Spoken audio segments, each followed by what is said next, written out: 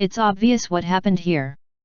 A UFO had abducted the humpback whale to study it, took it to its home planet, then returned it Earth. It's also obvious that the alien who did it had an IQ of an ant, because no one has ever seen a whale in Oklahoma, let alone one on the grass. I don't think it's a terrible thing for aliens to do scientific studies, but when they come in and blatantly drop a whale on the grass, that's just more evidence that humans have more love for animals than aliens do. Did you know that the public has reported 5 UFO reports to MUFON in the week alone in Muskogee, Oklahoma?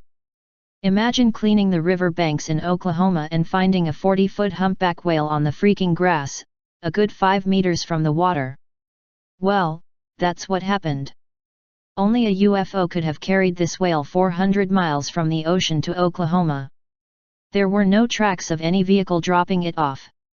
I have seen UFO reports like this before, where a UFO would be reported in the area and suddenly people would find live salmon flopping around in their yards, sometimes frogs, snakes, and even worms.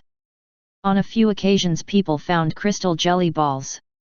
A team of biologists from the University of Oklahoma has already arrived on the site to examine the whale and collect some samples. They will perform various tests and analysis on the remains of 25-ton cetacean to try and determine how it made its way to Muskogee. This article is in Scott C. Waring website.